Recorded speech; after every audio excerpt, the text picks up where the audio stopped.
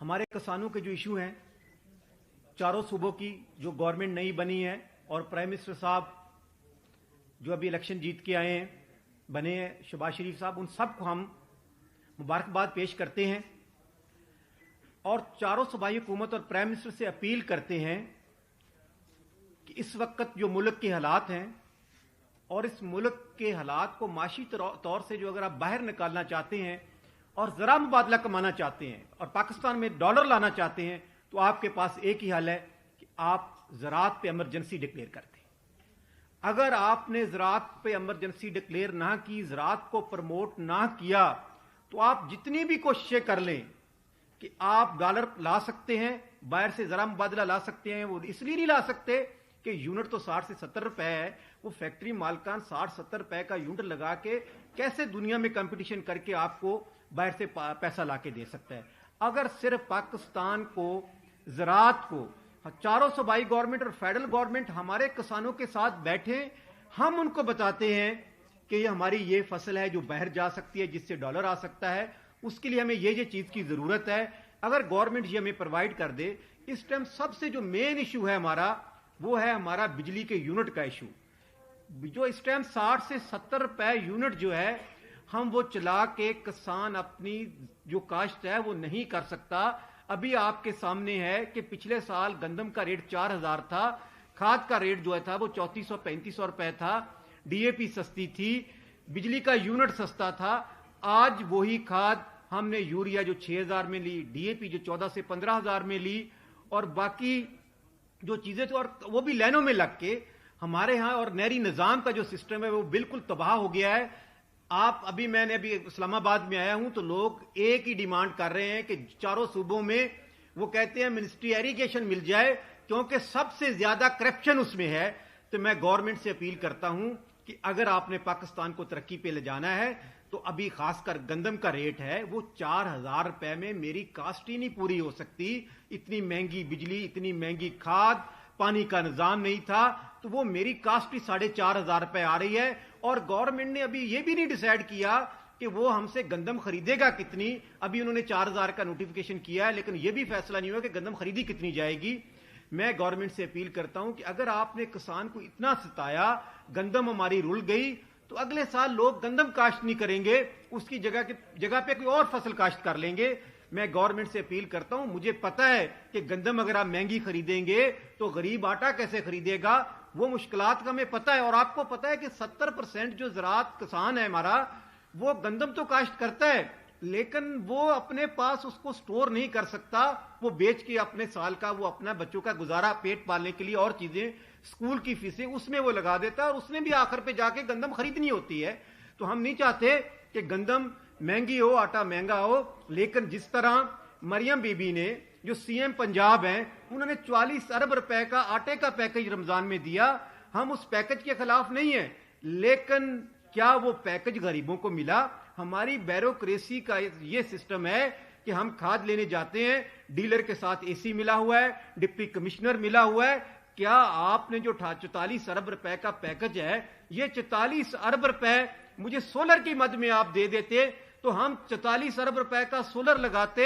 वो आप जो जिससे हम गंदम काश्त करते, वो आप 4000 के बजाय मुझसे 3500 में खरीदते, जो कि पूरे पंजाब के लोगों को आटा सस्ता मिल सकता था। तो मेरी अपील है कि खुदा के वास्ते जो गवर्नमेंटें बनी हैं, इस ब्यूरोक्रेसी पे ना जाएं, किसान तंजीमों से बैठें और हम उनको बताते हैं। और प्राइम मिनिस्टर ने, जो आपको पता है कि हमने धरना दिया, 8 दिन ये सेंटोरस चौक पे हम इधर बैठे रहे, इसी प्राइम मिनिस्टर ने हमारे से 1800 रुपए अरब का पैकेज का ऐलान किया था, और उसकी तशरीह के लिए भी मेरे देखने में 50 करोड़ रुपए उन्होंने चैनल्स को भी दिया था कि उसकी तशरीह करें कि मैंने 1800 अरब रुपए किसानों को दे दिया। तो हम दोबारा अपील करते हैं प्राइम मिनिस्टर साहब से कि आप वो 1800 अरब रुपए का जो हमारे साथ मुज़ाकरत करके आपने पैकेज दिया, तो उसको बहाल किया जाए। मैं दोबारा गवर्नमेंट से अपील करता हूं कि जब तक किसानों को आप इस इमरजेंसी डिक्लेयर नहीं करेंगे, ज़राअत पे इमरजेंसी डिक्लेयर नहीं करेंगे, तो ये मुल्क खुशहाली की तरफ नहीं जाएगा।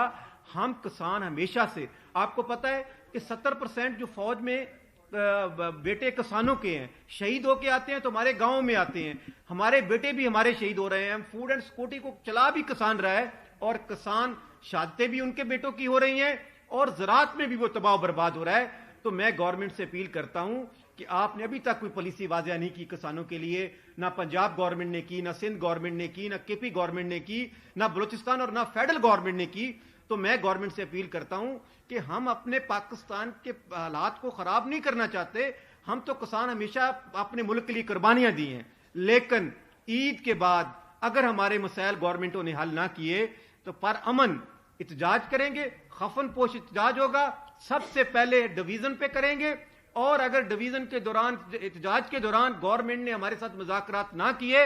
تو پھر اسلام آباد میں سنٹورس والا یہ دھرنا 7 دن والا کوئی دھرنا نہیں تھا، اتنا بڑا دھرنا دیں گے. کسان ابھی بھی لوگ ہمارے رلتے ہیں، وہ کہتے ہیں خالد صاحب آپ ہمارے چیئرمین ہیں، یہ صدر صاحب ہیں میاں مہر صاحب، آپ یقین کرو ہمیں وہ جب بھی ہمیں کال کرتے ہیں وہ کہتے ہیں کہ ہم مر گئے ہیں، آپ نکلیں، ہم آپ کے ساتھ ہیں. ہم صرف گورنمنٹ نہیں بنی ہے، اس لیے گورنمنٹ کو آج ہم بتانا چاہتے ہیں کہ اگر عید تک ہمارے مسائل حل نہ کیے تو ہم پرامن احتجاج ڈویژن تک رکھیں گے، اور اس کے بعد اسلام آباد میں اتنا بڑا دھرنا دیں گے کہ یہ اس دھرنے کو نہ روک سکیں گے نہ اس وقت تک اٹھا سکیں گے جب تک ہمارے پھر مسائل حل نہیں ہوں گے. اسلام آباد کے میڈیا کا خاص طور پہ شکریہ ادا کرتا ہوں کہ انہوں نے ہمیشہ ہی کسان اتحاد کو ہر لیول پہ سپورٹ کیا. دوسرے نمبر پہ جو نئی حکومتوں کا جہاں تک تعلق ہے، اور خاص طور پہ ہمارے پنجاب کی حکومت، تو مجھے انتہائی شرم سے یہ بات کہنی پڑتی ہے کہ محترمہ مریم نواز صاحبہ نے آج تک ایگریکلچر پہ ایک بھی میٹنگ نہیں لی، اور انہیں اندازہ ہی نہیں ہے کہ زراعت بھی ملک میں ہوتی ہے، پنجاب میں ہے یا نہیں ہے، یا کسان بھی کوئی اس پنجاب میں رہتا ہے یا نہیں رہتا. اسی طرح شوگر مافیا نے، شوگر ملوں نے کسانوں سے گنا لے لیا لیکن ان کو پیسے نہیں دیے. بہت ساری پنجاب کی ایسی ملیں ہیں جس میں کچھ ملیں حکمرانوں کی بھی ہیں، اور انہوں نے کسانوں کی پیمنٹس نہیں کی. اس کے ساتھ ساتھ واپڈا نے یہ ظلم کیا کہ یہ نئی حکومت کے آتے ہی جو ہماری ڈیفرڈ اماؤنٹ کی تھی کسانوں کے ٹیوب ویل کے بلوں میں، جو کہ عرصہ دراز سے ان کے ایشو تھے، ایوریج ڈالی تھی، ڈیٹیکشن ڈالی تھی، وہ ڈیفرڈ اماؤنٹس کو اٹھا کے بلوں میں ڈال دیا گیا، اور ہمارا ابھی جو یونٹ ریٹ ہے وہ تقریباً 54 روپے کے قریب پڑ رہا ہے. انڈیا میں 8 گھنٹے بجلی کسان کو فری ہے، اس کے ساتھ ساتھ باقی جو ٹائم ہے اس میں 3 یا 4 روپے یونٹ کا ریٹ بل آتا ہے. اور اسی طرح جو گندم ہے، گندم کو بھی ریگریٹ کیا جا رہا ہے، اس کو ریٹ نہیں اس کا بڑھایا جا رہا. اگر یہی زیادتی گورنمنٹ کرے گی تو پھر ہم مجبور ہوں گے کہ ہم لاہور بھی بند کریں، ہم اسلام آباد بھی بند کریں. ہمیں کوئی شوق نہیں ہے، ہم احتجاج نہیں کرنا چاہتے. ہمارے گھروں میں بھی بچے ہیں، ہمارے بھی مسائل ہیں، ہم نے بھی دنیا میں رہنا ہے، لیکن ہم مجبور ہو کے احتجاج کی طرف بڑھتے ہیں. اور نون لیگ کی حکومت نے آتے ہی ہمیں مجبور کر رہی ہے کہ ہم دوبارہ سڑکوں پہ نکلیں اور احتجاج